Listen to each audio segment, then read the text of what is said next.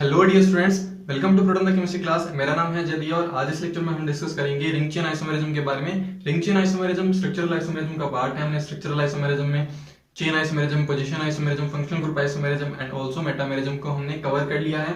Then इसके बाद में हम डिस्कस करेंगे रिंग चेन आइसोमेरिज्म के बारे में।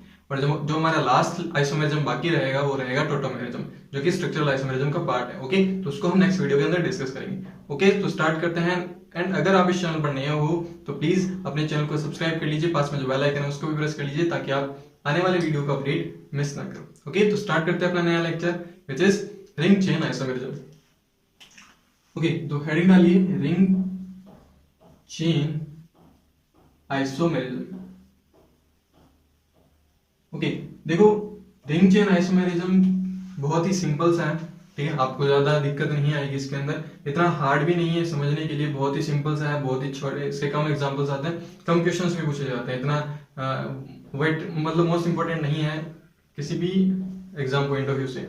ओके, तो हम उसी लेवल से करेंगे। एंड दूसरा हम बात करेंगे आइसोटोपिक आइसोमेरिज्म के बारे में। आइसोटोपिक आइसोमेरिज्म बेसिकली क्लास 11 में तो इतना नहीं पढ़ाया जाता, बट हम थोड़ा सा उसका इंट्रोडक्शन देखेंगे कि आइसोटोपिक आइसोमेरिज्म होता क्या है। बहुत ही सिंपल है, ठीक है। जब आप इस पूरे लेक्चर को देखोगे तो आपको दोनों आइसोमेरिज्म इजीली क्लियर हो जाएगा, ठीक है। देखो रिंग चेन आइसोमेरिज्म क्या कहता है, पहले तो हमें ये पता होना चाहिए कि आइसोमेरिज्म की एक जो कॉमन डेफिनेशन है वो क्या होती है। आइसोमेरिज्म की कॉमन डेफिनेशन होती है the compound which have same molecular formula.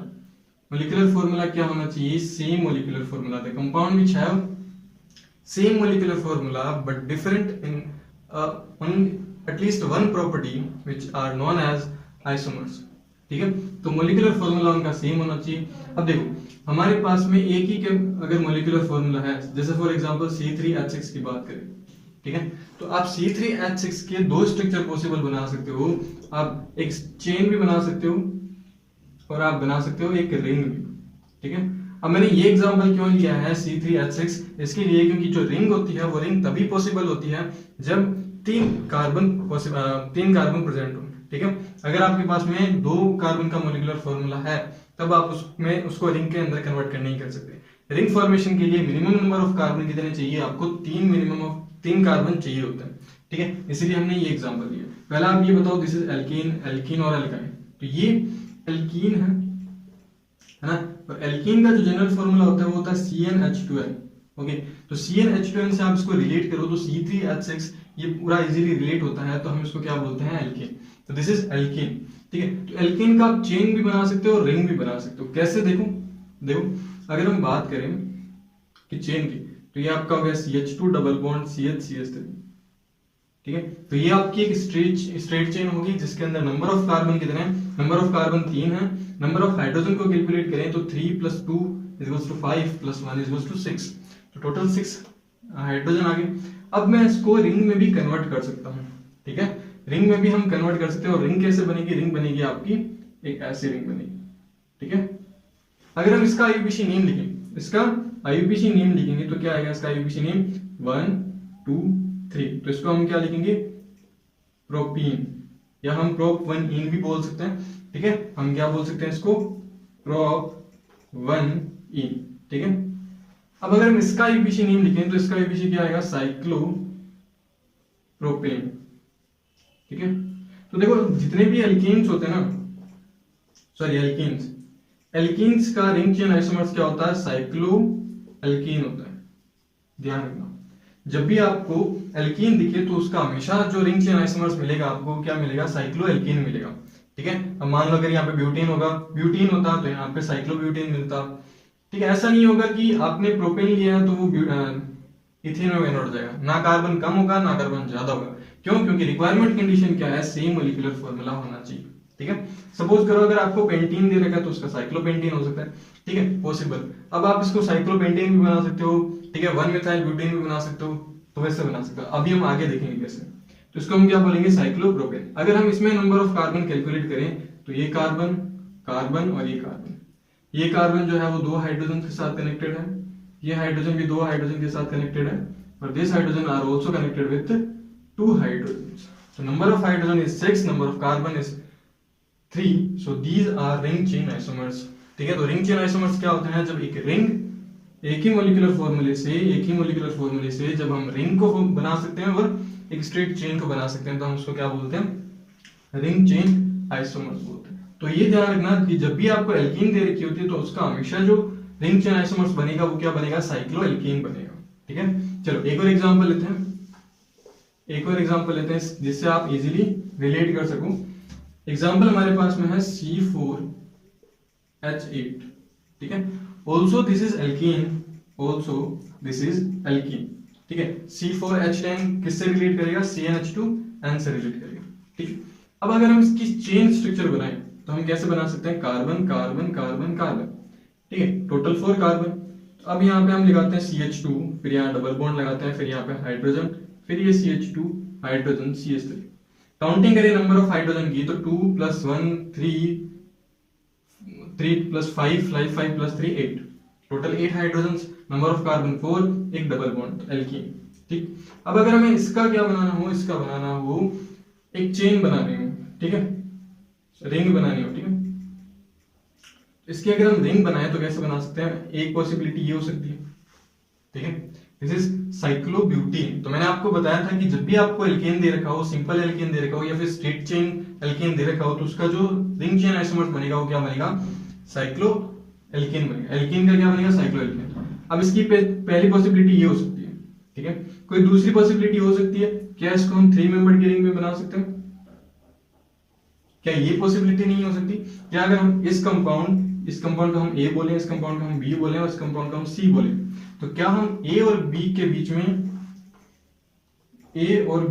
में अगर हम रिलेशन बताएं तो कौन सा रिलेशन होगा, रिंग चेन आइसोमेरिज्म का होगा। ठीक, अगर हम बात करें ए और सी के बारे में बात करें, क्या ये दोनों एक दूसरे के रिंग चेन आइसोमर्स नहीं हो सकते? हो सकते हैं, ठीक है। तो ए और बी एक दूसरे के क्या है, रिंग चेन आइसोमर्स है। ए और सी एक दूसरे के क्या है, रिंग चेन आइसोमर्स है। अगर हम बी और सी के बीच में रिलेशन एग्जिस्ट करें, रिलेशन बताना चाहें, तो वो कौन सा होगा कि आपको ये देख के बताना है कि बी और सी के बीच में कौन सा आइसोमेरिक रिलेशन प्रेजेंट होगा। इसमें रिंग चेन आइसोमर्स नहीं होगा, इसमें आरसीआई जो होगी वो नहीं होगी, ठीक है। रिंग चेन आइसोमेरिज्म के लिए कंडीशन ये होती है कि एक स्ट्रक्चर आपको स्ट्रेट चेन मिलेगी, दूसरी स्ट्रक्चर आपको क्या मिलेगी, रिंग स्ट्रक्चर मिलेगी, तभी हम उसको क्या बोल सकते हैं, रिंग चेन आइसोमर्स बोल सकते हैं। बट अगर हम इन दोनों कंपाउंड को देखें तो दोनों कंपाउंड क्या है, दोनों कंपाउंड आर रिंग स्ट्रक्चर्स, ठीक है। This is 4 member ring and this is 3 member ring. इसमें एक सब्स्टिट्यूट ग्रुप जुड़ा हुआ है जो कि मिथाइल ग्रुप है। तो हम इनको क्या बोलेंगे, दीज आर, ये एक दूसरे के क्या है, ये एक दूसरे के क्या हो जाएंगे, पोजीशन आइसोमेरिज्म हो जाएंगे, ठीक है, ठीक है। तो जो भी होंगे देख लेंगे। तो इसके अंदर बी और सी के बीच में आरसीआई का रिलेशन प्रेजेंट नहीं होगा, तो आपको ये देखना आना चाहिए, ओके। आप इसको नोट करें, फिर हम एक और एग्जांपल देखते हैं जिससे आप इजीली क्लियर कर सको। चलिए, अब अगर हमारे पास में एल्कीन हो, एल्कीन तो हमने देख लिया, एल्काइन, ठीक है। अगर हमारे पास में एल्काइन हो, एल्काइन में सपोज हम ऐसा करते हैं CH ट्रिपल बॉन्ड, फिर C, फिर आपके आ जाएगा CH3, ओके। अगर ये हुआ आपके पास, ठीक, तो अगर ये हो और इसका अगर आपको एक रिंग चेन बनाना हो तो ये इस तरीके से बन सकता है, ठीक है। तो आपके पास में अगर एल्काइन है, क्या है, एल्काइन है, तो एल्काइन का बनेगा आपका एक तो साइक्लो एल्कीन बन सकता है, या फिर आप बाईसाइक्लो बना सकते हो, ठीक है। अभी तो bicyclo is not possible, but हम बना सकते हैं स्पाइरो। अगर कोई बड़ा मॉलिक्यूल दे रखा हो, बड़ा कंपाउंड दे रखा हो, तब उसमें बाईसाइक्लो भी एग्जिस्ट करेगा, स्पाइरो भी एग्जिस्ट कर सकता है। बट हम यहाँ पर क्या बोल रहे हैं कि जब भी आपको एल्काइन दे रखा हो तो उसका हमेशा क्या बनेगा, साइक्लो एल्कीन बनेगा, ठीक है। काउंटिंग करते हैं नंबर ऑफ कार्बन की, 1 2 3, 1 2 3, ठीक है। मैं यहाँ पे कार्बन लिख देता हूँ ताकि आप इजीली इसको रिलेट कर सको, ठीक। कार्बन, अब देखो हाइड्रोजन की काउंटिंग करें, 1 + 3 = 4, यानी 4 हाइड्रोजन है, तो दिस इज C3H4। इसका जो मोलिकुलर फॉर्मूला आएगा वो क्या आएगा, C3H4 विच इज एल्काइन। अगर हम यहाँ देखें तो देखो ये जो कार्बन है, ये कार्बन 2 हाइड्रोजन से कनेक्टेड है, ये कार्बन 1 हाइड्रोजन से कनेक्टेड है, ये कार्बन 1 हाइड्रोजन से कनेक्टेड है, तो 2 + 2 = 4 हाइड्रोजन, ठीक है। तो टोटल 4 हाइड्रोजन है, this means both R ring chain isomers, ठीक है। ये दोनों एक दूसरे के क्या है, रिंग चेन आइसोमर्स है। तो जब भी आपको एल्काइन दे रखा हो, ये सिंपल सी ट्रिक होती है, जब भी आपको एल्काइन दे रखा हो तो उसका एक तो साइक्लो एल्कीन बन सकता है, बाईसाइक्लो बन सकता है, या फिर स्पायरो बन सकता है। ठीक है, सब एग्जांपल लेकर के देखते हैं। मान लो अगर आपको ऐसा कुछ दे रखा हूं, ठीक है, ऐसा कुछ, ओके। तो अगर हम इसमें देखें तो इसमें अगर नंबर ऑफ कार्बन देखें तो 1 2 3 4 5, ठीक है। तो ये है कार्बन 5। पहले आप मॉलिक्यूलर फॉर्मूला लिख लीजिए। देन उसके बाद हम हाइड्रोजन की बात करें तो यहाँ पे 3 हाइड्रोजन, 2 हाइड्रोजन, और यहाँ हाइड्रोजन नहीं आएगा, यहाँ पर भी नहीं आएगा, और ये आ जाएगा आपका CH3, है ना। यहाँ क्यों नहीं आएगा? क्योंकि यहाँ पे 3 वैलेंसी से सेटिस्फाइड है और इसकी 1 वैलेंसी इससे सेटिस्फाइड है। इस कार्बन की बात करें तो इसकी 3 वैलेंसी इससे सेटिस्फाइड है और इसकी 1 वैलेंसी जो है इससे सेटिस्फाइड है।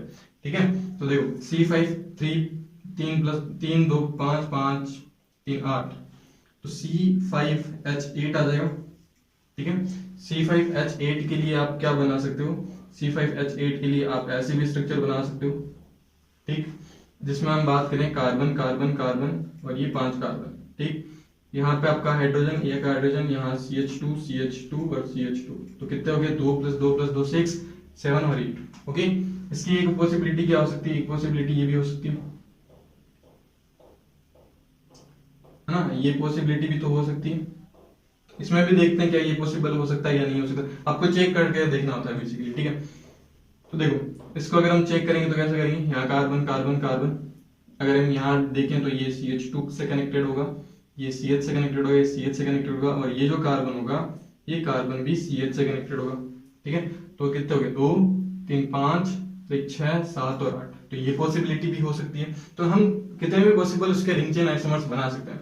ठीक है, ये A है, ये B है, ये C है, तो इन दोनों के बीच में तो क्या प्रेजेंट होगा? RCI होगा।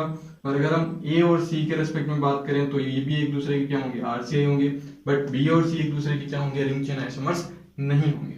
ओके, तो इस तरीके से आप पता कर सकते हो। एक आपको मैं चीज बताना चाहता हूँ कि अगर आपको DOU पता है, DOU का मीन्स होता है डिग्री ऑफ अनसेचुरेशन। ठीक है, डिग्री ऑफ अनसेचुरेशन एक कॉन्सेप्ट होता है आइसोमेरिज्म का। मैंने ऑलरेडी इस पर वीडियो बना चुका हूँ, लिंक आपको डिस्क्रिप्शन में मिलेगा, आप जाकर के उसको देख सकते हो, है ना।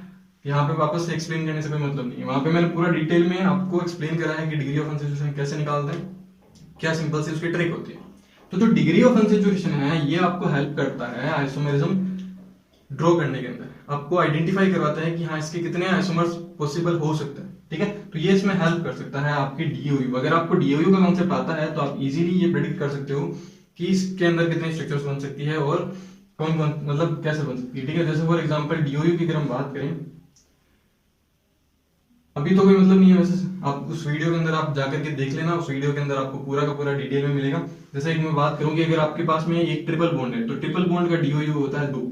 ठीक है, अगर आपको थोड़ा सा भी नॉलेज है DOU के बारे में तो DOU का मतलब होता है डिग्री ऑफ अनसेचुरेशन, यानी अनसेचुरेटेड कार्बन को सेचुरेटेड कार्बन कन्वर्ट करने के लिए कितने नंबर ऑफ हाइड्रोजन्स की रिक्वायरमेंट पड़ती है, उसको ही हम क्या बोलते हैं? डिग्री ऑफ अनसेचुरेशन बोलते हैं। तो देखो यहाँ पे ट्रिपल बॉन्ड है, ट्रिपल बॉन्ड को सिंगल बॉन्ड में कन्वर्ट करने के लिए हमें 2 मोल हाइड्रोजन की रिक्वायरमेंट पड़ेगी, तो हम इसका DOU कितना बोलेंगे?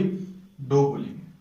ठीक है, अगर आपके पास में एक रिंग है, उस रिंग को सैचुरेटेड से अनसैचुरेटेड में बनाना है तो उसके लिए आपको एक DOU की रिक्वायरमेंट पड़ेगी। तो रिंग के लिए आपका DOU आता है एक आता है, रिंग के लिए आ सकता है, और अगर डबल बॉन्ड है तो आ सकता है DOU 1। DOU 2 कब होता है? जब आपके पास में एक ट्रिपल बॉन्ड हो।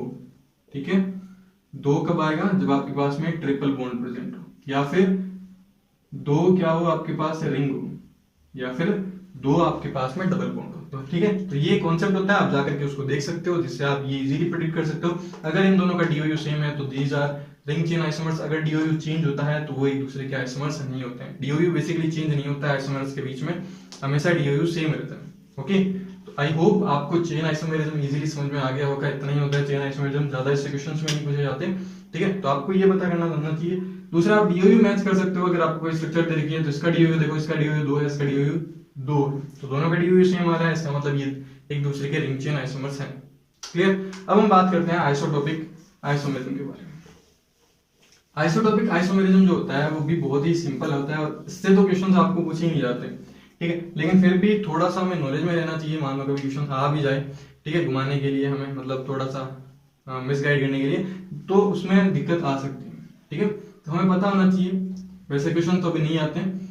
आइसोटोपिक आइसोमेरिज्म की अगर हम बात करें और वैसे ये इंक्लूड भी नहीं किया जाता, ना आपको पढ़ाया जाता है क्लास 11th के अंदर, इवन जो टारगेट के स्टूडेंट्स होते हैं उसको भी नहीं बताया जाता है, ठीक है। बट थोड़ा हमें नॉलेज होना चाहिए कि आइसोटोपिक आइसोमेरिज्म क्या होता है। देखो आइसोटोपिक आइसोमेरिज्म का मतलब ये होता है कि आपके पास में दो ऐसे स्ट्रक्चर है जिसमें दो स्ट्रक्चर जो है उसमें जो एटम्स हैं, जो एलिमेंट्स हैं, उनमें आइसोटोपिक एलिमेंट्स प्रेजेंट होते हैं। आइसोटोप्स क्या होते हैं? आइसोटोप्स होते हैं, जैसे फॉर एग्जांपल हम कार्बन के आइसोटोप्स की बात करें तो कार्बन के आइसोटोप्स 3 होते हैं, ठीक है। एक होता है कार्बन 12, कार्बन 13, कार्बन 14। अगर हम किसी भी एटम को रिप्रेजेंट करते हैं तो उसमें एक तो जो उसका सिंबल होता है वो होता है, सिंबल के ऊपर एक नंबर लिखा होता है और एक नीचे की नंबर लिखा होता है, ठीक है। इसको हम क्या बोलते हैं? इसको हम बोलते हैं atomic number, this is atomic number. और इसको हम क्या बोलते हैं? इसको हम बोलते हैं एटॉमिक मास, ठीक है, या फिर इसको मास नंबर बोलते हैं, ठीक है। इसको क्या बोलते हैं हम? मास नंबर, ठीक है। एटॉमिक स्ट्रक्चर में आपने पूरा पढ़ा होगा।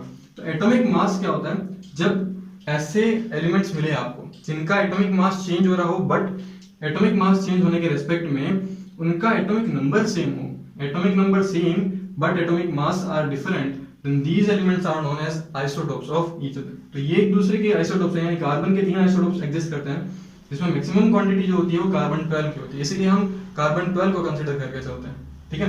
तो ये 3 आइसोमर्स होते हैं। अब सपोज अगर मैं यहाँ पे लिखूं एक CH4 और एक आपको लिखूं CH4, ठीक है। अगर मैं इसके ऊपर 12 लिख देता हूँ, इसके ऊपर 14 लिख देता हूँ, तो इनके बीच में जो आइसोमेरिक रिलेशन प्रेजेंट होगा वो कौन सा होगा? आइसोटोपिक आइसोमेरिज्म होगा। क्लियर है? क्यों? क्योंकि ये कार्बन 12 है और ये कार्बन 14 है। अगर मैं यहाँ पे CH4 13 लिख देता हूँ तो इसके बीच में भी कौन सा रिलेशन एग्जिस्ट करेगा? आइसोटोपिक आइसोमेरिज्म के। जैसे फॉर एग्जांपल अगर मैं H2O लिखूं, D2O लिखूं और T2O लिखूं, ये होता है प्रोटियम, ड्यूटेरियम और ट्रिटियम, ठीक है। तो ये हाइड्रोजन्स के क्या होते हैं? 3 आइसोटोप्स होते हैं, ठीक। तो इन तीनों के बीच में भी रिलेशन जो प्रेजेंट होगा वो कौन सा होगा?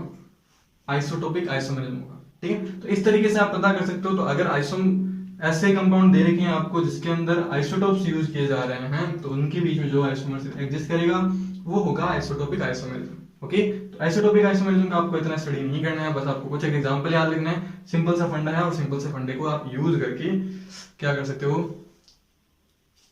निकाल सकते हो, फाइंड आउट कर सकते हो कि इसमें कौन सा आइसोमर्स है। ओके, अगर आपको ये वीडियो पसंद आया तो प्लीज वीडियो को लाइक कर दीजिए, शेयर कर दीजिए एंड सब्सक्राइब कर लीजिए, ताकि आप हमारे वीडियो को जल्दी से जल्दी अपडेट कर सकते हैं। मतलब जब भी वीडियो अपडेट आए तो आप उसको देख सकते हो। बेल आइकन को प्रेस कर लेना ताकि एक भी वीडियो मिस ना हो आपसे, जल्दी से जल्दी आप उसको देख सकते हो। अब हमारा सिर्फ लास्ट आइसोमर्स बचा है, वो है टोटोमेरिज्म, ठीक है। टोटोमेरिज्म बहुत ही इंपॉर्टेंट है, तो टोटोमेरिज्म को हम नेक्स्ट क्लास में करेंगे।